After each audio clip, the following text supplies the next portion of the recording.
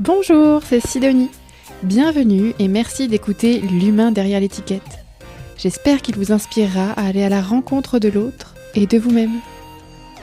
Si ce podcast vous plaît, n'hésitez pas à vous abonner pour ne rien manquer des épisodes à venir. Bonne écoute!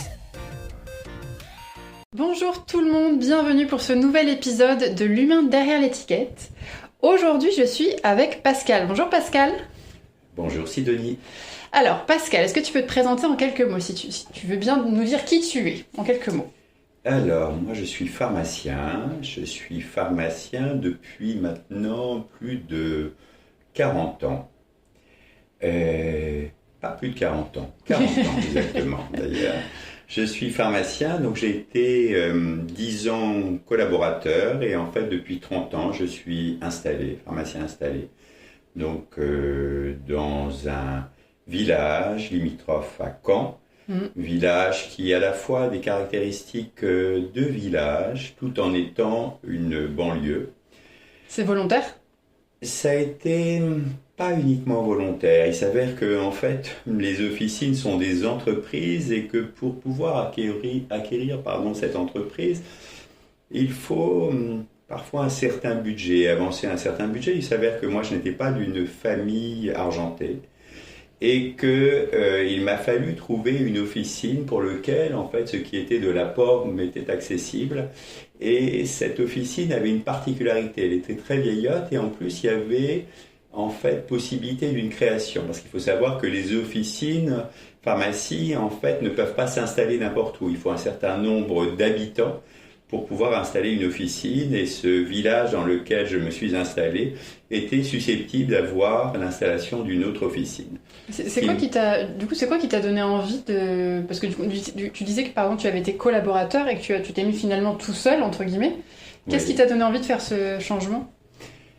Qu'est-ce qui m'a donné envie de faire ce changement ? En fait, on a toujours le désir un peu d'écrire une histoire, son histoire. En tant que collaborateur, en fait, on va être dans l'idée, bien entendu, de s'adapter. On va être dans l'idée de rentrer dans ce qui va être de fondamentaux, en fait, dans l'approche qu'une personne peut avoir de son métier. Ces fondamentaux, je les respectais, mais en même temps, j'étais un peu dans le désir de vivre autrement. Oui, sans faire de compromis, de vraiment vivre ton idée de la pharmacie ? De ne pas faire de compromis, mais en fait de faire moins de compromis était une chose, et d'autre part, en fait, il était en fait séduisant d'être soi responsable d'une pharmacie, donc ce qui m'a conduit à être dans ce choix.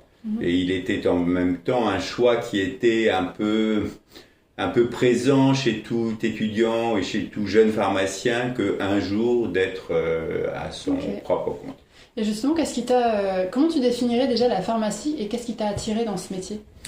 Alors, il s'avère que en fait, j'ai une histoire familiale qui m'a orienté vers ce choix. Encore une fois, je n'avais pas de soignants dans ma famille. Je suis plutôt d'une famille rurale, donc avec présence du monde agricole et puis je n'avais pas forcément de lien avec la santé. En dehors de ce que j'ai pu rencontrer d'acteurs de santé en étant quand tu étais malade. Voilà, quand j'étais malade. Et il s'avère que dans mon histoire, en fait, j'ai perdu un père qui est en fait mort d'un cancer et qui a été un élément très marquant de ma vie. Ça s'est passé quand j'avais 10 ans. Et cette maladie a été une longue maladie. Et en fait, on est dans la considération que quand on vit une longue maladie, elle a forcément quelque chose de très... Elle marque son empreinte de façon puissante parce que c'est un moment, et surtout au moment de l'enfance, où quelque part, sa représentation du monde va être un peu ébranlée. Oui, tu avais un pilier qui s'écroulait en fait. Un pilier qui s'écroulait, c'est exact, avec ce que peut porter en fait cette maladie de déstructuration d'une famille, de création d'un contexte sombre.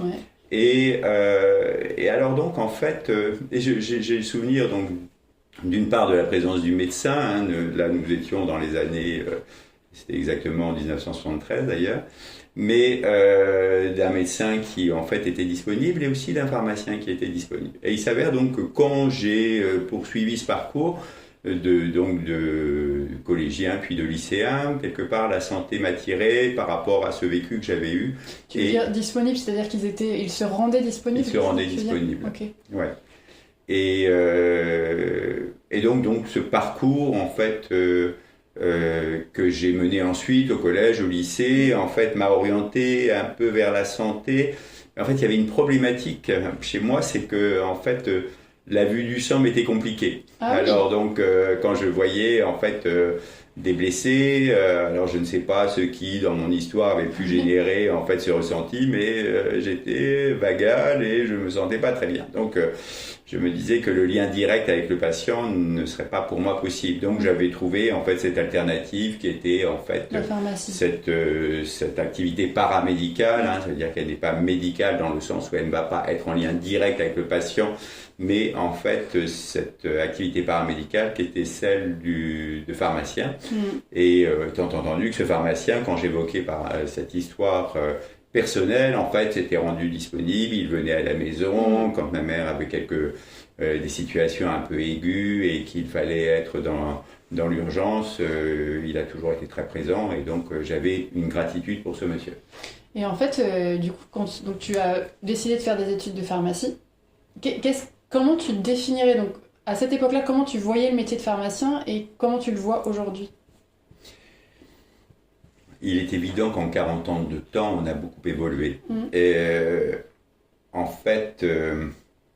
ce qui t'a attiré dans ce métier, c'est que quand même tu avais envie d'aider l'autre, si j'ai bien compris. Oui. Tu avais envie d'être disponible pour les gens qui étaient dans le mal-être, à cause d'une maladie, à cause de choses comme ça.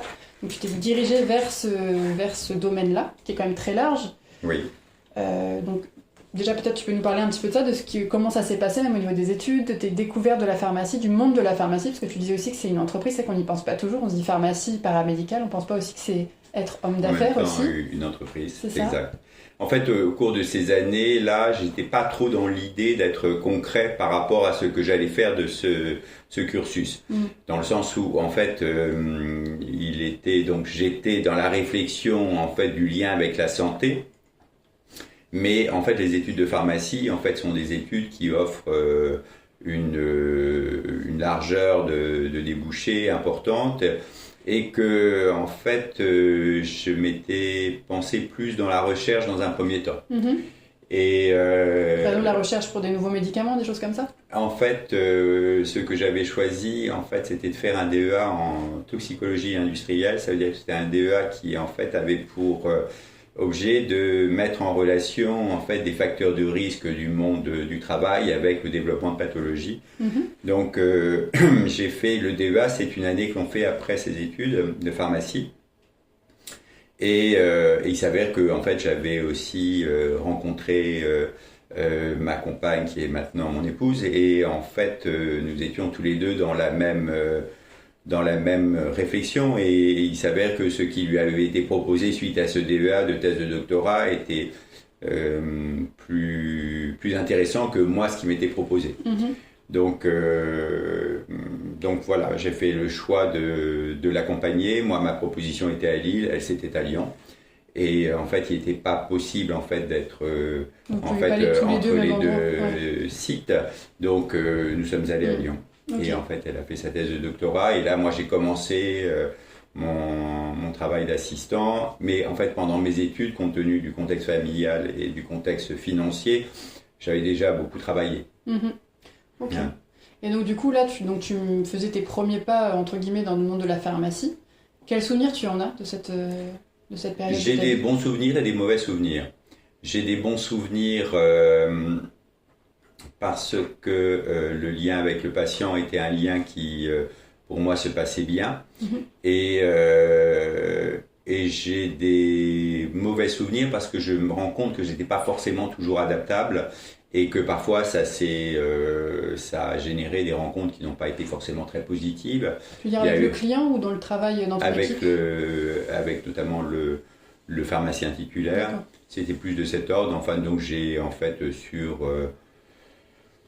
5 expériences, j'en ai eu 2 en fait qui n'ont pas été très positives.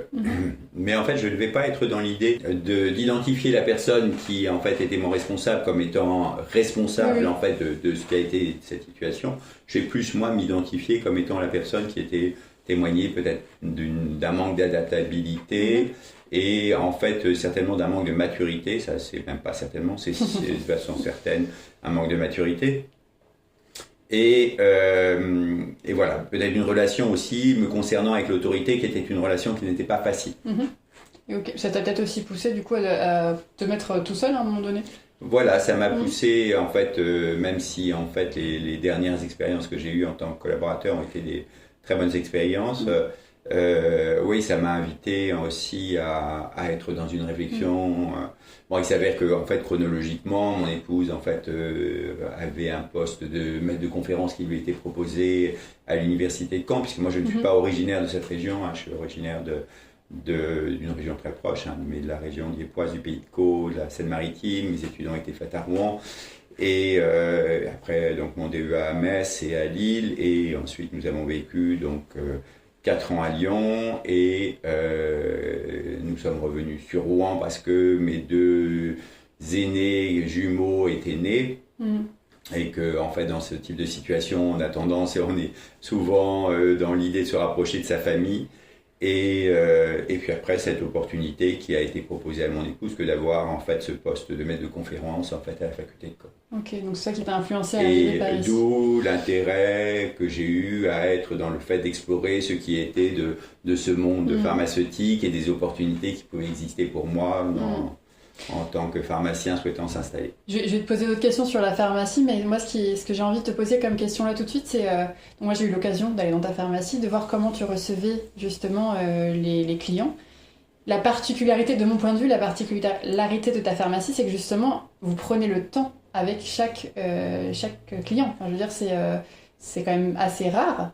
Est-ce que c'était intentionnel? Est-ce que comment dire?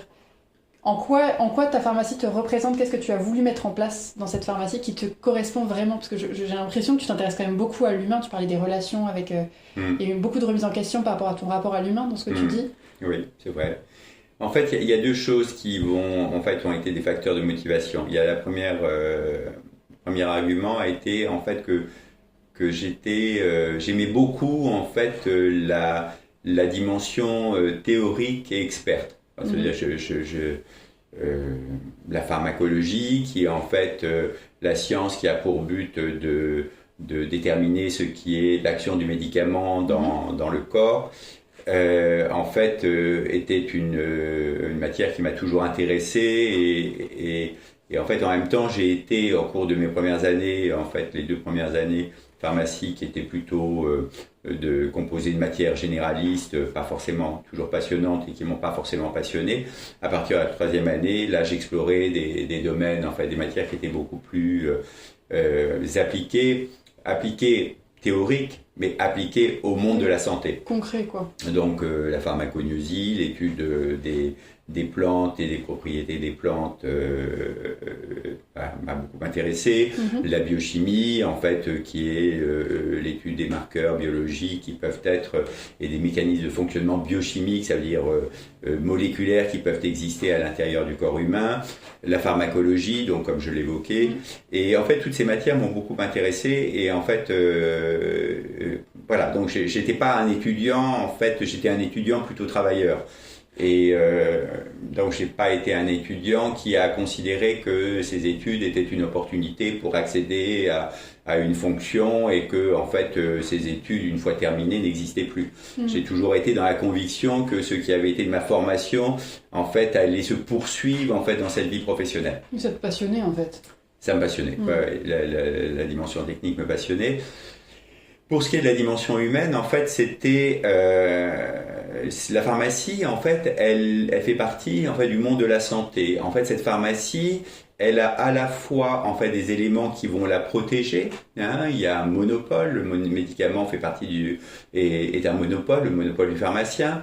L'installation d'une officine ne peut pas se faire de façon aléatoire et donc répond à des règles bien précises.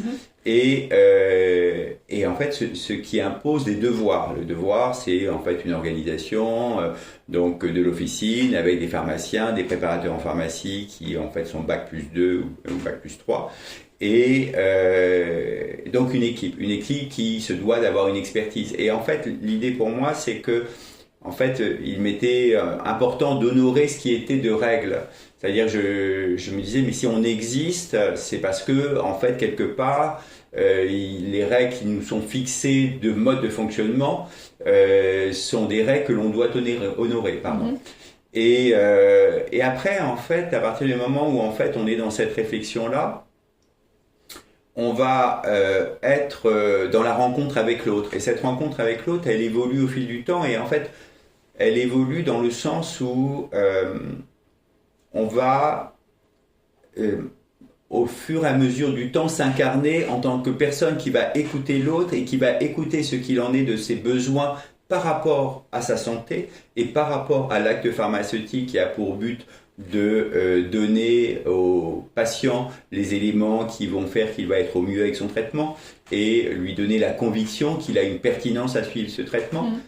Et en même temps, lui a ses propres représentations. Donc en fait, l'idée, c'est que si on veut faire évoluer des représentations, on ne peut pas être autrement que dans l'écoute de l'autre.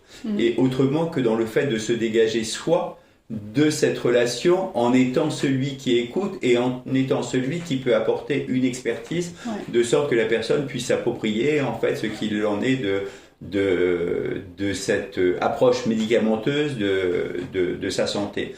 Ça passe forcément aussi par d'autres éléments. Ça veut dire qu'à partir du moment où on est dans cette rencontre-là, on va être aussi dans la rencontre de ce que va être le ressenti. Ce ressenti, en fait, lui, il n'est pas il ne va pas porter ce qui est de représentation, il va porter aussi de ce que une situation, une santé peut porter, peut faire vivre à une personne. Et qu'on ne peut pas forcément, il n'est pas possible de ne pas la prendre en compte, cette dimension-là. Comment est-ce que tu avais conscience que l'humain était aussi important dans ta vie? Et si oui, depuis combien de temps? Qu'est-ce qui t'a aidé aussi à gérer l'humain? Parce que c'est vrai que tu as les clients dans ta pharmacie, mais tu as aussi ton équipe, tout ça. Enfin, là, ce dont tu parles, c'est quand même qu'il y a une réflexion sur le ressenti, sur que la gestion de l'humain, c'est pas juste des ordres et des règles, hein, clairement, dans ce que tu dis. Comment tu as fait pour évoluer sur ce sujet? Est-ce que ça s'est fait tout seul? Est-ce que tu as lu des trucs?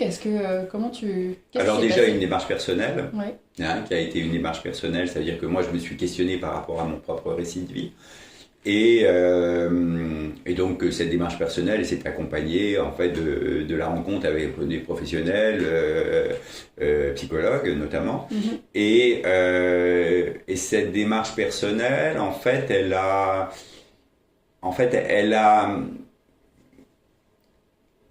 plus inscrit comme conviction une relation avec l'humanité, dans le sens où l'autre est autre, et que, en fait, dans le sens où ce qui peut être de ces schémas, en fait, ne doit pas être projeté sur l'autre. C'est-à-dire qu'il faut avoir la liberté d'écouter ce que l'autre est. L'autre est un autre. Moi, je ne suis pas, en fait, là pour transformer l'autre. Je suis là pour, en fait, être dans l'idée d'écouter l'autre et de répondre au mieux en fonction de ce que peut être ses représentations, ses ressentis, lui apporter une réponse qui va être la plus adaptée à ce qu'il est, lui, en tant qu'être singulier. En fait, tu es en train de dire que le fait d'avoir travaillé sur toi et d'avoir une meilleure connaissance de toi et de tes schémas à toi, ça a permis de prendre plus de recul par rapport à ceux des autres et du coup de ne pas être dans le jugement finalement. De ne pas être dans le jugement. Je crois que c'est essentiel. En fait, dans la santé, on ne se doit pas être dans le jugement.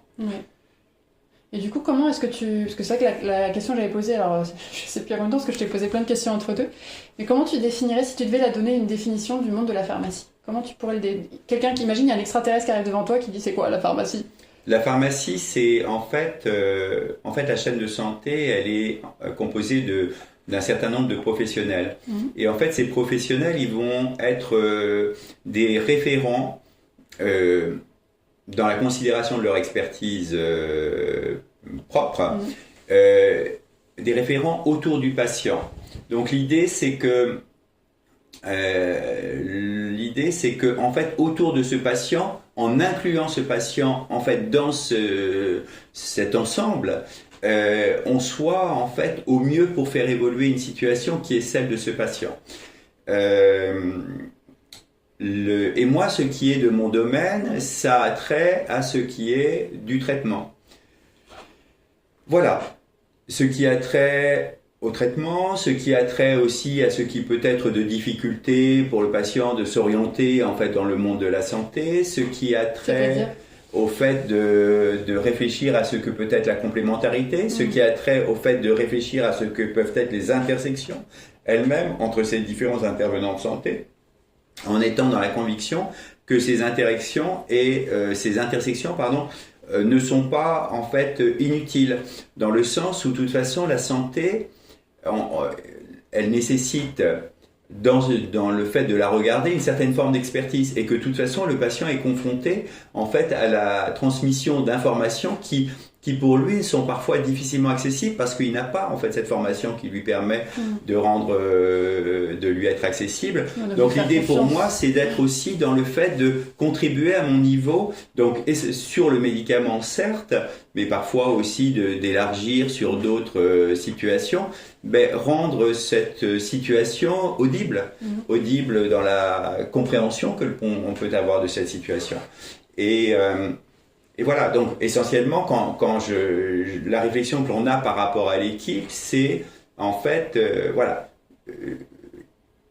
la base, c'est de faire que lorsqu'un traitement est dispensé, qu'il soit prescrit ou en fait qu'il soit du ressort du conseil, et il faut savoir que dans la santé, parfois certaines situations de santé va faire intervenir plusieurs médicaux, et qu'il n'est pas toujours simple parfois que les interrelations entre les médicaux se fassent de façon la plus fluide possible. Ça, c'est une problématique auquel le monde de la santé réfléchit beaucoup. Mais en fait, nous, la première mission, c'est de dire, voilà, ce traitement vous est proposé. Ce traitement, il n'y a pas d'absolu dans la vie. Il n'y a pas un zéro. Il n'y a pas le traitement qui est absolument parfait, qui est exempt de problématiques éventuelles dans le fait de le prendre. Ok, vous allez éventuellement rencontrer tel type de problématique, ou alors je vous invite à être dans une vigilance par rapport à tel symptôme que vous pourriez rencontrer. Par rapport à la prise de ce traitement, où on vous a prescrit un suivi biologique parce que ce traitement peut avoir une incidence au niveau de la fonction rénale, au niveau de la fonction hépatique, au niveau de la formule sanguine. Ok. Pourquoi y a-t-il un intérêt à le faire? Quelles sont les attentions que vous devez porter? Quelles sont les attentions et les règles que vous devez suivre pour être au mieux dans votre santé, pour faire que votre santé vous permette d'être au mieux dans votre vie, d'être le plus libre possible? Ok, vous avez rencontré des problèmes de santé, il y a toujours, ils sont plus ou moins importants. Quand ils sont bénins, ce n'est pas plus problématique que ça, mais quand ils deviennent chroniques, ça peut générer une certaine lourdeur, une certaine difficulté. Ok. Comment on va pouvoir faire que cette vie puisse être au mieux malgré ça, et que vous puissiez au plus vous affranchir de ce que peut avoir d'inconvénients sur vous cette problématique de santé? Nous ne sommes que là pour vous apporter quelques outils. Ces outils, ils vont être la connaissance. Ces outils, ils vont être l'écoute justement de ce que peuvent être vos représentations. Ces outils, ils vont être l'écoute de ce que peuvent être vos appréhensions. Et en fait, voilà, en fonction de ces éléments-là, en fait, moi je vais vous apporter des réponses. Ces réponses, bien entendu, elles ne vont pas être un absolu. Elles vont vous témoigner qu'il y a en effet certaines attentions à avoir. Elles vont vous témoigner qu'en effet, peut y avoir quelques inconvénients. Là, je pense bien sûr au traitement oncologique où tu as souvent des effets secondaires. Mais voilà, c'est l'élément qui va être proposé, que vous allez vous approprier pour faire que cette santé puisse se corriger, ou pour faire que cette santé puisse se vivre le mieux possible. En fait, là, tu es en train de dire, si j'entends ce que tu dis, tu es en train de dire que quand une personne se présente à toi avec une maladie quelconque, quelle qu'elle soit, les outils que tu proposes, il n'y a pas que le médicament, qu'il y a aussi ton écoute, qu'il y a aussi la bienveillance finalement, cette envie de voir la personne dans sa globalité, et cette ouverture d'esprit qui est de dire qu'il n'y a pas que le médicament et qu'il y a aussi peut-être, tu parlais de psychologue tout à l'heure, ou peut-être d'autres personnes que la personne elle peut aussi considérer d'autres dimensions en fait. Voilà. Là, on est en train de travailler à un pôle de santé formalisé, hein, pour travailler au mieux dans la complémentarité et justement être dans la conscience et la connaissance au mieux de ce que chacun peut apporter et en fait, et encore une fois avec ces intersections que je t'ai exprimées, mais en effet la dimension, si tu prends une problématique type une dépression, il est évident que l'approche médicamenteuse ne se suffit pas et que les référentiels invitent à être à la fois dans l'approche médicamenteuse mais aussi dans une prise en charge donc par psychologue de cette problématique émotionnelle rencontrée. En même temps, c'est être aussi, nous, en officine, on a aussi recours à d'autres outils, qui sont des outils qui peuvent être considérés comme non conventionnels. Non conventionnels, ça veut dire qu'ils sortent, en fait, de la réflexion du médicament strict. Ça veut dire que ce médicament, il est identifié par, en fait, une carte d'identité, qui est l'autorisation de mise sur le marché, qui a fait l'objet d'études. Voilà, c'est une batterie d'études qui part de la détermination du pouvoir toxique donc aigu d'une molécule jusqu'à l'effet sur l'homme malade. Mais à côté de ça, en fait, on a des alternatives aussi et des approches complémentaires. Ces approches complémentaires, elles vont être, elles peuvent être pratiquées par d'autres. J'évoque le psychologue. Toi, Sidonie, tu es par exemple dans le travail sur la mobilité chez des personnes qui, en fait, une activité physique proposée à des personnes qui ont une mobilité réduite. Voilà. En pharmacie, ça peut être, on peut être dans l'idée de proposer de la phytothérapie, des compléments nutritionnels, on peut être dans l'idée de proposer de l'aromathérapie. Alors, moi j'ai toujours pour principe et conviction que, en fait, la prise en charge, elle peut se faire à différents niveaux. Je ne remettrai jamais en cause ce pourquoi, en fait, je suis identifié en tant qu'acteur de santé. Oui. Ça veut dire que l'approche conventionnelle, pour moi, elle est intangible. Mais que on peut solliciter d'autres outils. Alors donc, moi j'ai enseigné, par exemple, j'ai donné des cours d'homéopathie à la fac. Donc l'homéopathie a été très questionnée, c'est une approche thérapeutique qui se fonde sur des principes qui n'ont jamais été validés par la science conventionnelle. Est-ce parce que celle-ci en fait est un instant donné? La science est une entité qui en fait a pour caractéristique de toujours pouvoir se remettre en question. La science, elle peut toujours évoluer. Donc ça veut dire que on était dans la gravité universelle de Newton et en fait Einstein a remis en cause ce qui était de cette gravité universelle. Ok. Donc ça c'est la science, ça veut dire, et la santé en fait partie. Ça veut dire c'est une approche scientifique, hein, c'est une matière scientifique et que elle-même peut se remettre en question. Donc au fur et à mesure de l'acquisition de compétences. Alors peut-être qu'un jour l'homéopathie, en fait, et cette réflexion, ce qu'il peut y avoir sur l'infiniment petit et sur un effet thérapeutique pourra être un jour questionné, on ne sait pas. L'aromathérapie, là on est sur une approche plus conventionnelle, ça veut dire que les huiles essentielles ont des composants qui peuvent être, ont des effets thérapeutiques. Ils n'ont pas une identité de médicament, mais peuvent intervenir en effet dans une approche d'accompagnement thérapeutique et présenter des intérêts. Donc, en fait, ma pensée, c'est que, en fait, on agit sur différentes sphères. Mais ma pensée, c'est que, en fait, on doit être dans l'idée que ces sphères ne se contrarient pas forcément. Ma pensée, c'est de dire que, en fait, il faut s'affranchir de cette pensée unique, dans le sens qu'il y a strictement une seule solution à apporter. Et une solution unique, pleine et entière. Pour moi, je ne suis pas du tout dans l'idée. En fait, je vais prendre comme exemple, par exemple, s'il y avait au sein du centre François Baclès, qui est le centre que tout le monde connaît de prise en charge du cancer sur Caen, centre de référence, il y a des soirées qui sont proposées. Il y avait une soirée qui était proposée, qui était celle des soins de support. Ça veut dire des soins qui ont pour but de rendre l'approche thérapeutique la moins inconfortable possible, parce que ces approches thérapeutiques du cancer génèrent toujours des inconforts. Était présent une personne qui pratiquait l'auriculothérapie, une personne qui pratiquait l'homéopathie, et il y avait une autre personne qui pratiquait la méditation. Voilà. Et voilà. Donc, voilà.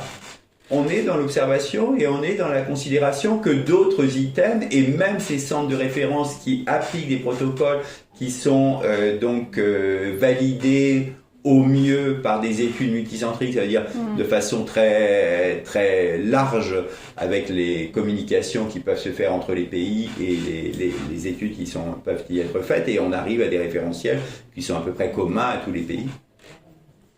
Et voilà, acceptent en fait la présence d'autres acteurs.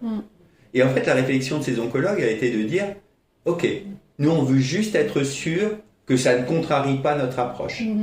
Et nous exprimons que nous n'avons pas la compétence pour dire que l'aromathérapie peut contrarier ou pas. Et donc, on vous demande, si vous pratiquez cette démarche-là, si vous la proposez, que vous soyez dans la conviction qu'il ne va pas y avoir, en fait, interférence avec nos traitements.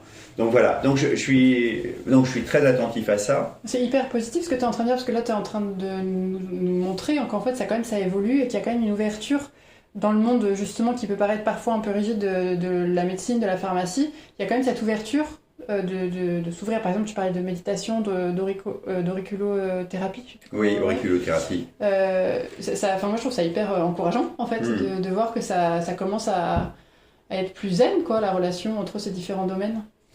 En fait, le patient, et ça c'est le sida a été en fait a été une étape clé. Le sida ? Oui. Okay. En fait, pourquoi ? Parce qu'en fait, il y a eu énormément de balbutiements dans la découverte des traitements et aussi dans la mise en place d'une politique la plus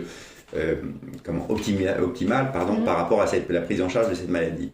Et en fait, le patient a dit, ok, les sachants ne sont pas que sachants, ils ne sont pas pleinement sachants. Donc moi, je vais intervenir et je vais aussi les interpeller, mais il me faut pour ça acquérir une expertise.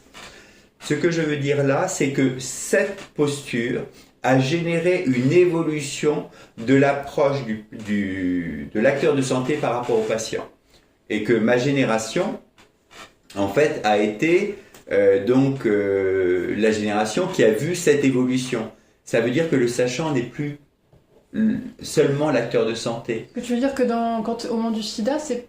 ou alors j'ai peut-être mal compris, c'est qu'en fait, il n'y a pas que les médecins qui ont travaillé sur le coup, il y a aussi des gens qui avaient le sida qui sont dit, on va expérimenter. Les associations, ACT UP, en fait, ont été déterminants pour l'évolution et la recherche et l'application des bithérapies, des trithérapies, etc. Ils ont été déterminants. Et en fait, oui, si on considère cette maladie, ça a été... Parce que qu'est-ce qu'ils ont fait pour que justement il y ait ces deux équipes qui travaillent au final ensemble, en quoi ils ont été déterminants ? Ils ont été déterminants par la pression qu'ils ont exercée sur le monde politique. Ils ont été déterminants par le fait qu'ils ont invité aussi le monde de la santé et qu'ils ont été fortement incitatifs et parfois radicalement incitatifs d'ailleurs pour obliger le monde de la santé à prendre en charge cette problématique. Il y avait très très peu de soignants au début qui se sont intéressés à la problématique du sida. En plus, je me rappelle qu'il y avait beaucoup de choses... on pensait même qu'il fallait pas toucher les personnes qui avaient le sida, tout ça. Il y avait plein d'idées reçues au départ. D'idées reçues, et puis en fait, en même temps, ça portait aussi toute une connotation morale. Et encore une fois, on a évoqué en fait ce qui devait être de la posture non jugeante.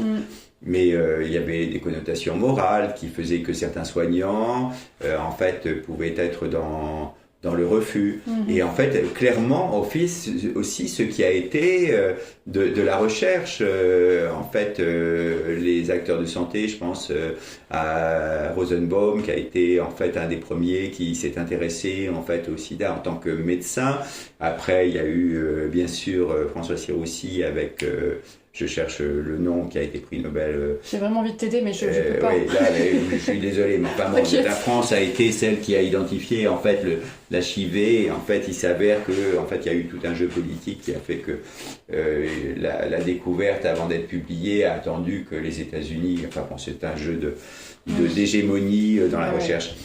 Et tout ça, en fait, les scientifiques et le monde médical qui a pris en charge le sida, c'est en fait appuyé sur les associations et les associations se sont appuyées sur ces acteurs pour faire évoluer la recherche et la prise en charge. Mais ce que je veux dire, c'est même, bon ça c'est un exemple, mais l'exemple, pourquoi je te dis c'est déterminant, c'est parce que ça a complètement remis en cause la position du patient. Et que en fait, maintenant, quand en fait un centre comme François Baclès propose une formation sur des approches non conventionnelles, il acte du fait que le patient a légitimité, à être dans sa propre recherche. Dans sa propre réflexion aussi, quoi. Il n'y a plus le sachant et le soumis. C'est ce que je te dis, mais ouais, ok. Ah, c'est encourageant tout ça. Oui, non, mais c'est tout à fait encourageant. Oui. Ok. Et donc du coup, comment tu vois le monde de la pharmacie, genre dans, je sais pas, 10 ans, 15 ans? Comment tu penses que ça va évoluer? Le monde de la pharmacie, en fait, il y a de plus en plus de missions qui sont proposées aux pharmaciens, donc la vaccination, il y a la prescription d'antibiotiques, la prise en charge des cystites non compliquées. Qu'est-ce qui est encore proposé? Les entretiens pharmaceutiques, bilan de médication des personnes âgées. Donc des entretiens plus spécifiques sur des traitements plus spécifiques ou des pathologies plus spécifiques. L'asthme, les anticoagulants. Donc le monde de la pharmacie, en fait, il est dans ce monde de la santé qui actuellement est très contraint dans le fait qu'il est un outil possible pour assumer des missions de santé qui, dans le contexte actuel, deviennent très compliquées. Parce que le monde de la santé est très contraint. Ça, c'est une chose. La pharmacie, elle va évoluer quant à elle. Donc, nouvelle mission, donc assumer de nouvelles responsabilités. Décharger un peu les médecins qui sont pas assez voilà, en fait. Tout à fait. Ouais. En effet, ça c'est le manque, une démographie médicale qui est insuffisante. Et à côté de ça, je pense que le monde de la pharmacie va évoluer selon deux modes. Ça veut dire qu'à la fois, on est dans un monde où le consumérisme est, et en fait, on va avoir une approche qui va être un peu créer deux identités d'officines. Tu vas avoir des officines qui vont être plus orientées vers la dimension technique, vers les nouvelles missions, vers l'approche et l'accompagnement plus expert techniquement du patient.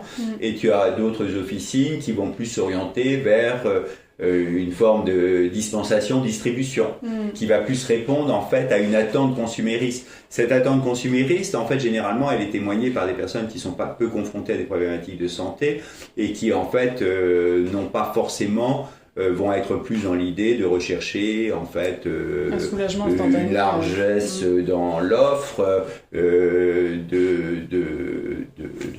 l'offre de vente, l'offre de produits et qui vont être à la recherche de prix qui vont être plus percutants. Et là, ça nous renvoie au monde capitalistique. Plus la structure est grosse, plus elle obtient de remises en fait auprès des fournisseurs et plus elle est à même de proposer en fait des produits donc qui ne sont pas médicamenteux ou alors des produits médicamenteux de conseil. Donc à des prix qui peuvent être moins importants. Et voilà, ça veut dire que pour moi, les deux identités vont exister. Et en fait, elles répondent en fait à ce qui est d'attente de nos sociétés. En fait, on est différents. On est différents dans notre mode de notre relation, la relation qu'on peut avoir avec la santé. On est différents dans notre mode de notre représentation que l'on peut avoir de la société, où je vais en tant que individu aller chercher et prendre là ce qui me convient. Je ne suis pas forcément dans le désir d'être dans la rencontre avec l'autre, d'être dans le fait que l'autre va m'écouter, va exprimer ce qui est. j'ai pas besoin de ton avis, moi je sais faire, je fais tout seul. Bon, il faut respecter en fait les modes de fonctionnement. Et les évolutions de chacun. Oui. Et du coup, ce métier qui clairement, on voit bien que tu es hyper passionné, que ça fait partie de toi, ce qui fait que du coup, donc, ça t'a indirectement ou directement, ça t'a rendu homme d'affaires aussi. Donc ça prend beaucoup de place en fait dans ta vie, dans ton cœur. Et comment tu arrives à gérer justement Est-ce que tu as toujours réussi d'ailleurs à gérer le côté, le partage entre la vie personnelle et la vie professionnelle? J'imagine que c'est difficile de coupler quand tu arrives à la maison. Alors déjà, en fait, quand tu reprends le vocable d'homme d'affaires, ça veut dire que j'ai pour habitude de dire, en fait, la pharmacie est une entreprise et que cette entreprise, elle doit être viable pour pouvoir faire vivre sa mission de santé. Ça, c'est une chose. En fait, pour moi, c'est le paradigme essentiel, quoi. Et ça veut dire que cette entreprise, elle se doit d'être une entreprise rigoureusement gérée pour pouvoir assumer. Si tu n'es pas rigoureusement géré, tu ne peux pas assumer avec des personnes compétentes, avec des personnes qui ont un niveau de compétence qui va justifier une rémunération au regard de leur niveau de compétence. Premier point. Pour ce qui est du deuxième point, en effet, j'avance dans l'âge, bien entendu, et ça veut dire que je ne peux pas ne pas penser à ce que sera après. L'après. Alors, et que, en fait, cette réflexion, elle est intéressante parce que, en fait, je me la pose actuellement. Quel va être mon après? Et en fait, parce que c'est vrai que cette activité, elle a occupé beaucoup de temps dans ma vie et que, en fait, encore une fois, il y a ce qui peut être de personnel et de la façon de vivre les choses et que voilà, et la façon que l'on va avoir d'être capable d'être présent et après d'être présent à autre chose. Voilà, ça me questionne et là il faut que j'y réfléchisse. Et du coup, je comprends. Et du coup, par exemple, alors là tu disais que ta femme elle est un peu dans le même milieu quand même. Enfin, vous êtes sur des sujets qui se rassemblent. Vous parlez beaucoup pharmaco et tout ça à la maison, ou est-ce que vous évitez de parler de travail entre guillemets? Elle est plus dans le désir d'en parler que moi. Ouais. Moi, je suis pas trop. Quand j'ai terminé ma journée, j'ai pas forcément envie de parler. En fait, je crois que je suis assez individualiste par rapport à ce que je vais explorer, quoi. Je suis pas forcément dans l'idée d'échanger. Je vais être dans l'idée de transmettre à l'équipe. Bon, je suis intervenu à la fac aussi sur des approches éducatives du patient. Voilà, transmettre est quelque chose qui m'intéressait. J'ai arrêté maintenant depuis 1 an, en fait, donc c'est récent. Et mais par contre, être dans l'idée de voilà, j'ai besoin, aussi le temps passe et les journées, je suis beaucoup debout, donc je ne suis pas forcément... C'est des grosses journées en fait. À quoi ça ressemble d'ailleurs tes journées, ta semaine? Voilà, bon, moi j'ai la chance d'avoir un associé en fait qui est un jeune associé qui partage en fait mes convictions, donc, et moi je partage les siennes, donc nous partageons voilà, mutuellement nos convictions. Et en fait, donc maintenant je travaille 4 jours et en 4 jours je dois faire 40 heures à peu près. Ce sont des journées qui font à peu près, en fait ça va de 11 heures à 9 heures. En fait. Du coup c'est peut-être plus facile de couper vraiment entre la vie perso justement et la vie professionnelle. Oui, c'est exact. Voilà. Est-ce que ça te faisait un emploi du temps relativement typique, on va dire, avant que tu aies cet associé et que tu puisses couper un petit peu? Non, ça ressemble à quoi? Je travaillais beaucoup plus. Je travaillais au moins 5 grosses journées. Ça pouvait donc... voilà, et en fait, j'avais un repos d'une demi-journée et je travaillais souvent le samedi matin. Donc, une journée type, c'est quoi une journée type? Parce que j'imagine qu'il n'y a pas que les moments où tu es derrière le comptoir, justement, il y a d'autres choses auxquelles on pense peut-être pas. Il y a en effet un travail de gestion, un travail de commande auprès de fournisseurs. Il y a donc ce travail de commande, il est important. Oui, j'imagine. C'est chronophage. Il va y avoir donc une part administrative qui est chronophage et ça c'est pas la part que j'apprécie la plus. Vu ton visage, ça se voit. Ouais, non, je trouve ça parfois lourd et en même temps c'est peu passionnant. En fait, c'est peu passionnant. Et en fait, bon, chacun a ses appétences. Hein. Moi, j'ai pas une appétence particulière pour être dans les négociations. Je le fais. Je le fais. Maintenant, je le fais plus vraiment parce que c'est mon associé. En fait, il s'avère que, en fait, moi, je vais m'arrêter et que c'est mon associé qui va poursuivre. Donc, en fait, moi, je me suis déchargé et en fait, maintenant, il est plus identifié comme étant voilà la tête de la pharmacie, même si on est toujours dans des interactions, dans des échanges et qu'aucune décision n'est prise sans l'aval des deux. Mais voilà, en fait, là, je lui laisse plus cette réflexion, aussi la gestion d'une équipe. Hein, nous, on est 8. C'est énorme. Donc c'est une somme d'individualité. Au début, j'ai travaillé en fait dans des équipes plus restreintes quand je me suis installé. Bon, il s'avère qu'on a intégré donc une maison médicale, mais à l'époque on était 4. Donc en fait 4, c'est forcément un lien qui est beaucoup plus facile et beaucoup plus fluide. C'est déjà pas mal pourtant. Ouais, mais en fait on avait des histoires. Moi, j'ai une collaboratrice préparatrice avec qui je travaille depuis, elle a dû arriver 2 ans après mon installation, donc avec qui j'ai des liens de confiance, de respect, qui sont très, très forts. Et en fait, donc, voilà, et après j'ai eu... j'ai une jeune préparatrice qui travaille avec moi depuis 10 ans. Et voilà, de la même façon, là, c'était avant que je fasse ce transfert. Et voilà, avec qui j'avais des liens, en effet, de confiance. Et en fait, avec qui j'ai pas été très cool au début, d'ailleurs, parce qu'elle me dit, pas simple. Et vous étiez hyper exigeant. Et en effet, c'est vrai que j'ai un côté un peu rigide, parce que je veux pas qu'on remette en cause des principes qui me sont essentiels. Et qui ont été déjà pensés depuis longtemps, finalement. Oui, et puis, mais après, très vite, en fait, la relation est devenue hyper fluide, et puis, et en fait, voilà, moi je suis plutôt quelqu'un d'affectif, donc j'ai vite des liens affectifs avec les gens, donc avec mon associé, j'ai des liens affectifs. Après, une équipe s'est élargie, avec qui j'ai développé aussi des liens. C'est important, de toute façon, pour toi, voilà. Tu n'aurais pas pu travailler avec une équipe. Non, moi, j'ai besoin, en fait, la confiance, elle passe par le témoignage d'une expertise, ça c'est intangible, mais si cette expertise est témoignée, forcément je vais être dans un lien affectif. Et tu penses que tu es quelqu'un de sensible ? Je pense, oui.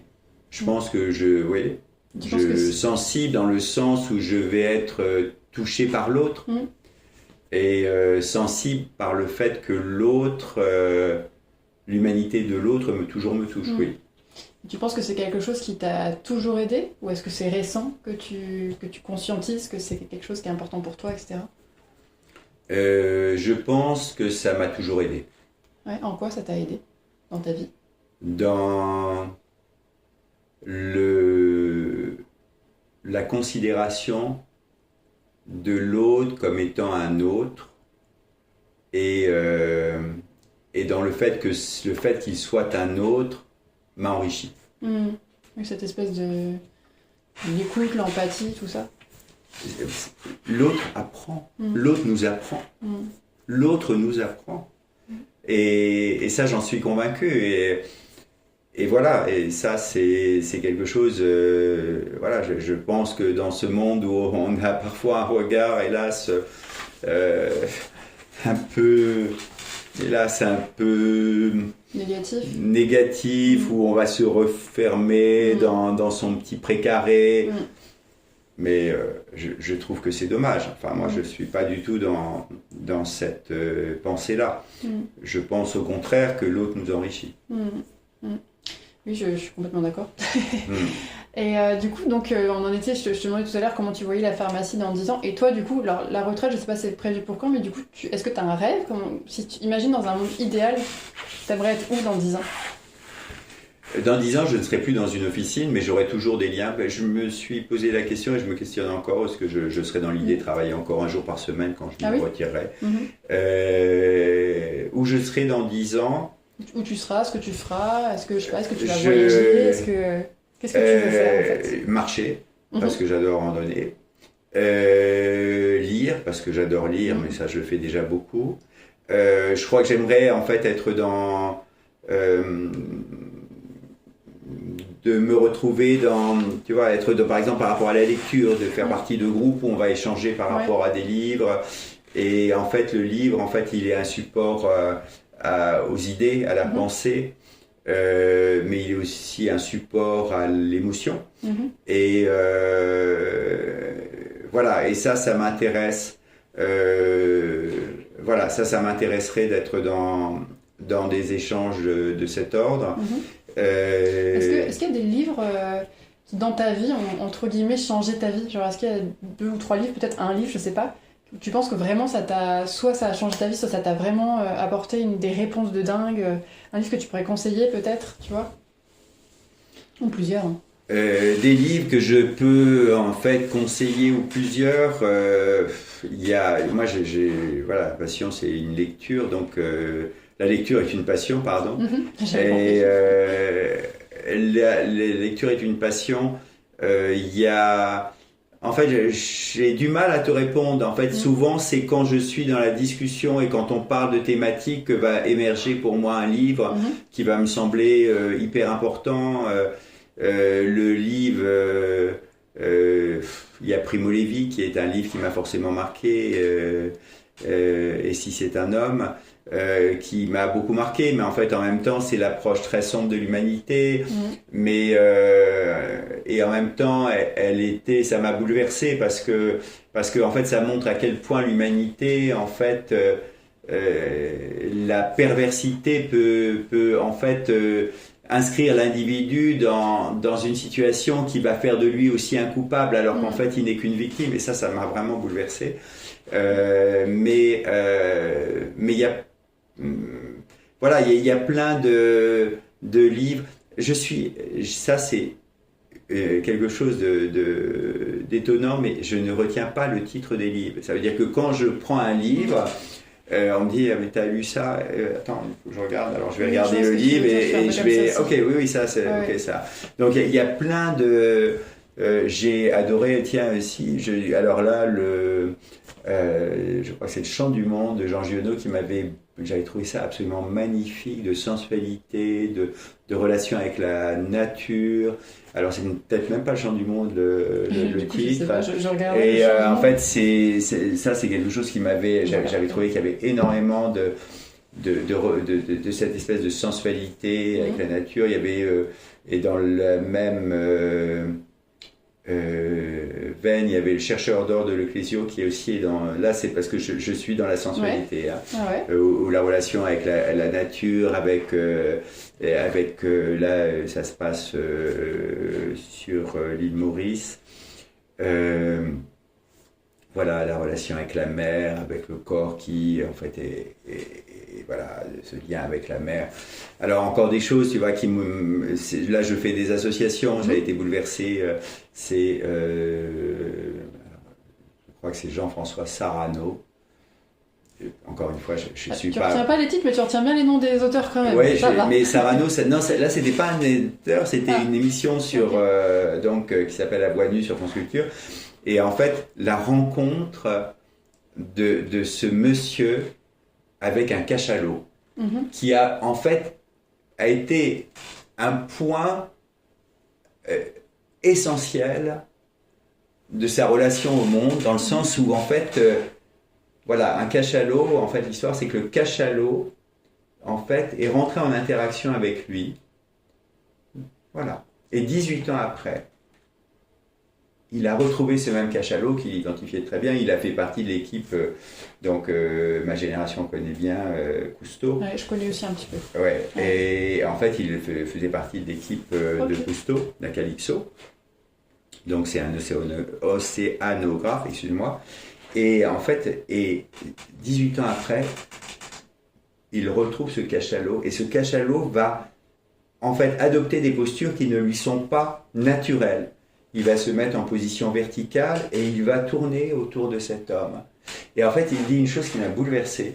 Il dit, voilà, j'étais face à ce cachalot. Je ne sais absolument pas ce que je représentais pour lui. Ça veut dire qu'il s'affranchit de cet anthropomorphisme. Mais il dit cette rencontre, elle a été essentielle, même si lui est cachalot et moi je suis homme. Voilà. Qu'est-ce qui se passait? Il se passait une interaction. Je ne sais pas ce qu'elle revêtait chez lui, mais il y avait cette interaction, et cette interaction, en fait, a été... Ça l'a touché au plus profond de lui, quoi. Voilà, l'a touché au plus profond de lui. Si tu veux, l'idée, en fait, ça, ce sont des choses qui me... Là, j'ai lu un livre d'une anthropologue qui, en fait, a été... Alors, c'était la population évène. Population évène, en fait, cette femme avait travaillé sur une population, en fait, dans le nord, ouest de l'Alaska.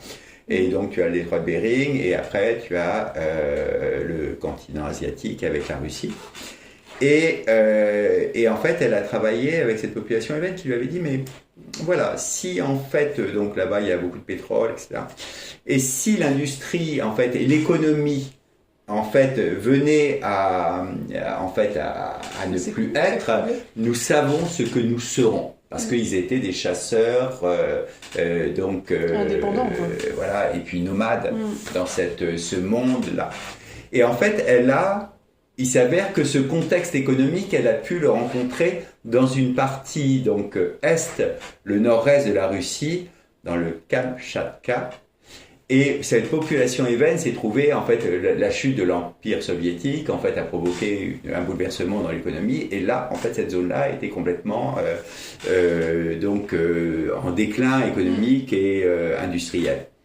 Et cette population, une famille évène, s'est retirée et redevenue, nomade, chasseur nomade. Et cette femme, en fait, a vécu avec eux. Et elle est partie randonner et elle a rencontré un ours.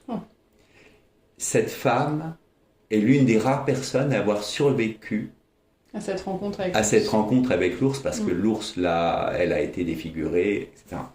Mais ce qui était très intéressant, c'est qu'en fait, le livre, il n'est pas la dimension événementielle, il est ce qu'il en est de la rencontre de cette femme face à cette entité qu'est l'ours, ce que représente en fait ce lien, cette rencontre dans cette culture donc évène, donc culture d'une population donc endémique de cette zone du nord-est de la Russie qui est le Kamtchatka.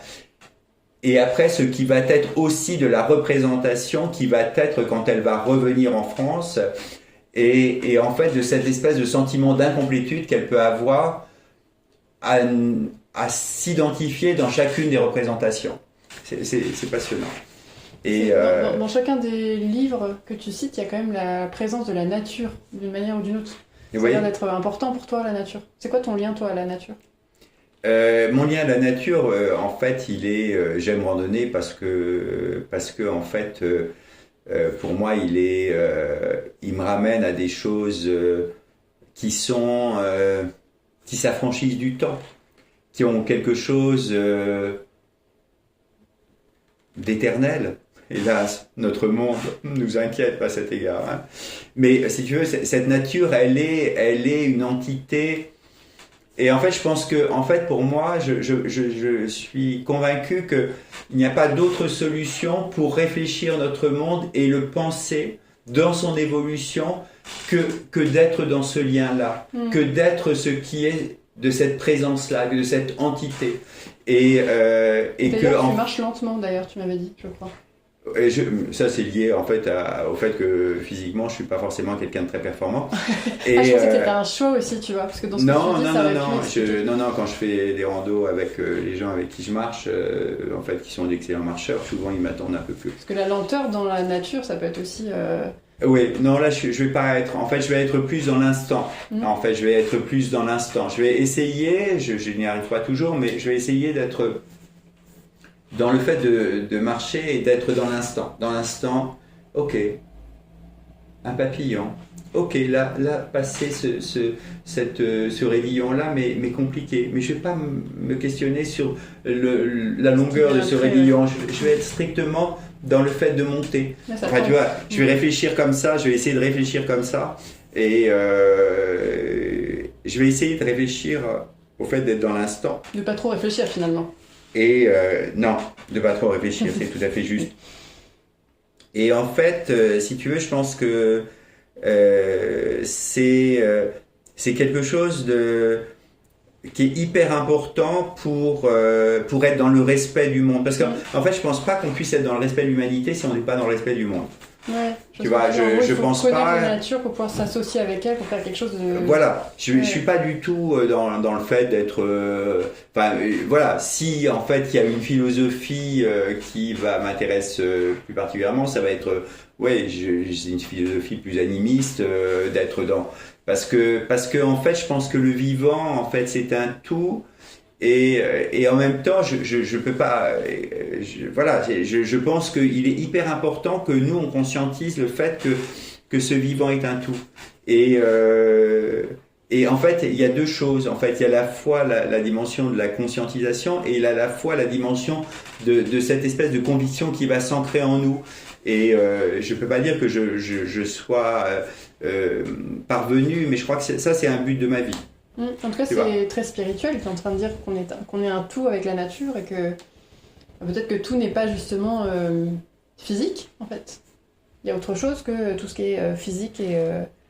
Là, je pense que en fait, les événements en fait évoquent cette relation et en fait une spiritualité dans le lien. Et en fait, je ne sais plus le vocable qui est utilisé pour parler de cet anthropologue qui a été agressé par cet ours et qui a survécu. Mais en fait, ils ont un vocable qui veut dire la femme ours. Mm-hmm. Et en fait, ils disent mais cet ours, en fait, il a choisi de t'épargner. Mm. Bon, là, tu vois, on peut être dans l'idée. Moi, je pense très honnêtement qu'il y a je pense qu'il y a des façons d'être en lien avec le monde qui ne sont pas en fait qui existent dans des communautés. Je pense au chamanisme avec la Mongolie, avec les Amérindiens, avec je crois que c'est en Namibie aussi, avec les Bush, il me semble, population Bush, peut-être je me trompe. Hein. Mais en fait, je pense que je pense que en effet en fait, on a beaucoup à faire pour explorer le monde autrement. Oui, il y a une osmose à trouver, un équilibre à trouver qui est un peu différent de ce qui a été mis en place, quoi. Voilà, mais je pense qu'on a un sacré travail à faire. En fait, le travail, je le dis dans le sens où en fait on a été construit. Ça veut dire que moi, je suis un résultat des années 60, quoi. Et je suis un résultat d'un monde qui, en fait, s'est appuyé sur une explosion des outils qui rendaient la vie certes plus confortable, mais qui en même temps nous ont quelque part aliénés. Mais je ne me retire pas du tout de cette aliénation-là. Elle existe aussi chez moi. Hein. J'en suis pleinement...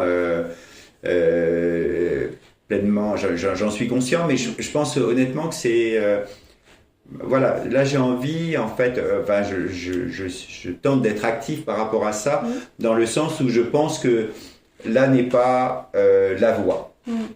Je l'exprime comme ça. Là n'est pas la voie, mais ok, j'ai du travail à faire. Il y a une évolution à faire, c'est sûr qu'elle ne se fera pas du jour au lendemain, mais oui. Il y a peut-être une petite correction de direction à faire, effectivement. Oui, je pense.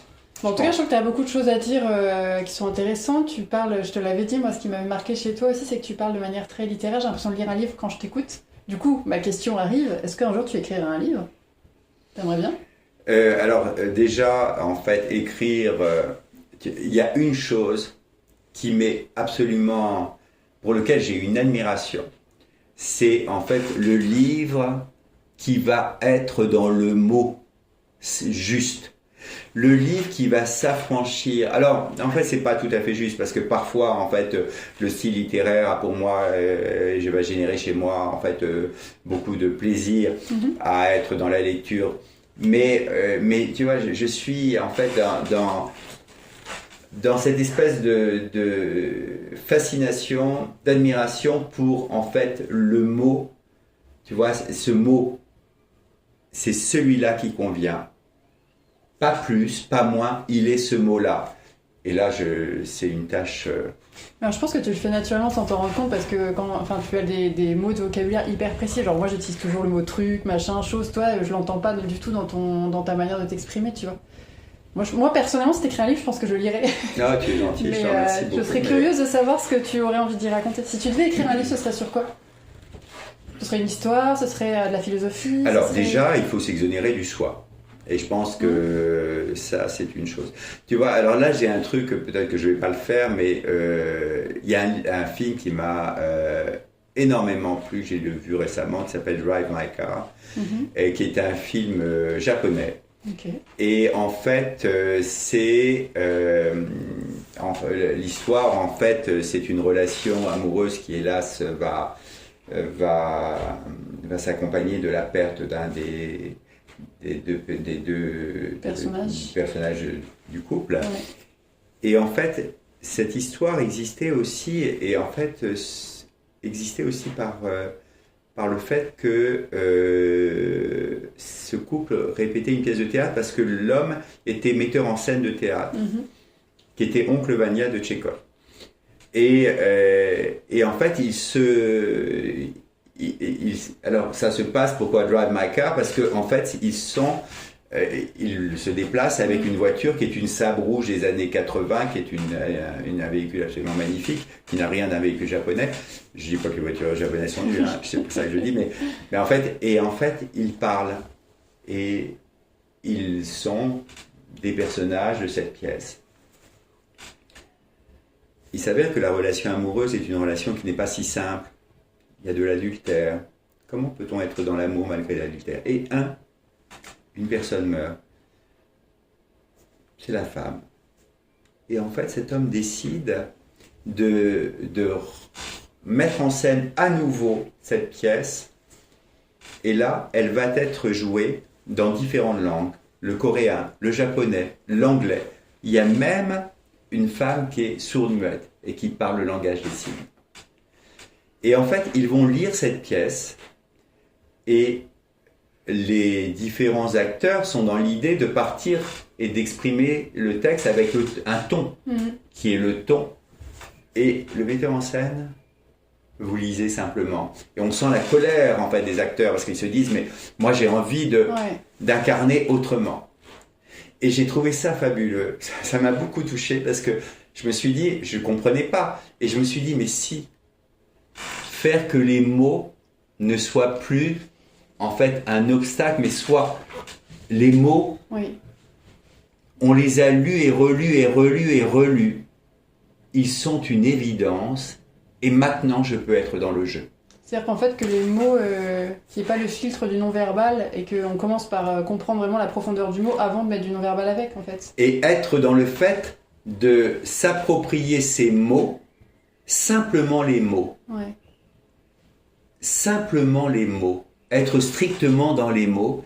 Et en fait, en s'appropriant ces mots, quand on va être dans l'idée de jouer, forcément, ça va émerger comme une évidence. Et ça, j'ai trouvé ça absolument génial. Donc, en fait, je me suis acheté une pièce de théâtre et je cherche... J'ai vraiment envie de t'aider à chaque fois que tu fais ça. Ouais, non, mais je suis désolé parce que c'est... bon, écoute, ça ne me revient pas, qu'importe. Et je me suis dit, je vais essayer de lire. De le lire, juste de le lire.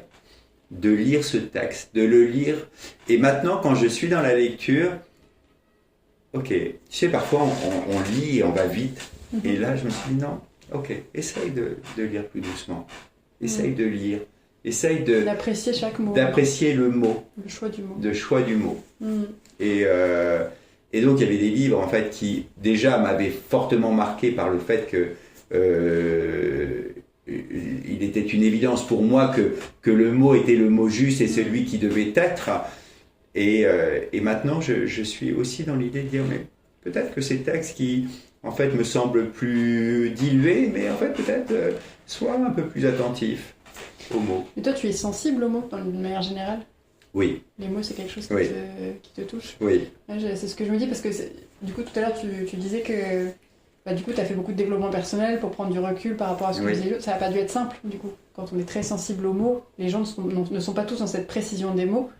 Les hypersensibles sont hyper attentifs et réactifs à l'intérieur par rapport aux mots. Donc ça n'a pas dû être simple toujours de trouver... En fait, si tu veux, la réflexion en fait, qui peut être aussi par rapport à cette exploration du soi, en fait, nous invite aussi à être dans le choix du mot. En fait, on va être à la fois dans l'association et les associations qui vont se faire et qui vont faire que l'on va justement, en fait, à la manière des surréalistes, être dans des associations et on va exprimer, on va les exprimer sans filtre. Elles vont être ces associations. Et après, quelque part, ces associations, elles nous invitent à poser des mots. Et là, les mots sont importants. Ouais, mais ça me fait penser à, je sais pas si ça t'est déjà arrivé de te disputer avec quelqu'un et que, en fait, on n'arrive même pas à aller au bout parce qu'il suffit qu'il y ait deux hypersensibles l'un en face de l'autre pour qui les mots sont importants. Et du coup, en fait, t'arrives même pas. Le conflit ne se passe même plus sur le sens de ce que tu voulais dire à la base, mais sur cette précision des mots. Et ça empêche, en fait, des fois, parce que le mot était légèrement décalé, que ça nous dérange, ça nous empêche de se rappeler je partage.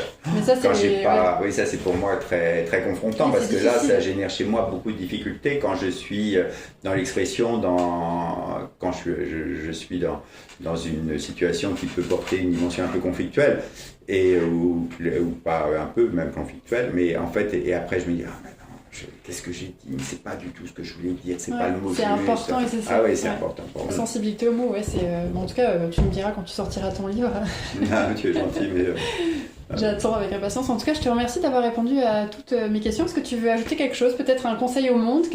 Si là, tu devais donner un conseil à n'importe qui t'écoute, ce serait quoi ? Un conseil, j'ai aucun. Je suis pas du tout porteur d'une parole. Tu vois, je pense que le monde nous invite à être humble. Enfin, voilà, je suis juste dans cette pensée-là. Voilà, il y a deux choses qui m'ont... C'est un bon conseil déjà de vouloir et puis de penser que, en fait, dans ce monde, en fait, personne n'a plaisir à être malheureux. Et voilà. Maintenant, je pense aussi, personne ne choisit. Parce que plaisir, c'est absurde d'être dans cette espèce d'antagonisme. Personne ne choisit d'être malheureux. Et je pense que... Voilà, ça ne rend pas des actes inacceptables, plus acceptables, mais voilà, je trouve que il faut être hyper humble et puis regarder l'autre en disant ok. Je connais pas son histoire. Je connais pas son histoire. Voilà, vraiment, je pense que ce monde, je pense qu'il a énormément à gagner de ce regard sur l'altérité, de ce regard sur de porter un autre regard sur l'altérité. Bien entendu, je pense que ce regard sur l'altérité, en fait, il nous amène à rencontrer d'autres cultures pour lesquelles, justement, ce lien qui peut exister avec le monde qu'on avait évoqué, à savoir la nature, à savoir la spiritualité, tout ça, c'est un facteur d'enrichissement. Et je pense, en fait, c'est l'humilité, en fait, qui me semble... je trouve que c'est un bon conseil, moi. Soyons humbles. Merci beaucoup, Pascal. Mais je t'en prie. À bientôt. Merci de ta confiance et de m'avoir écouté. Merci de votre écoute. Si cet épisode vous a plu, n'hésitez pas à vous abonner pour ne rien manquer des épisodes à venir. À bientôt.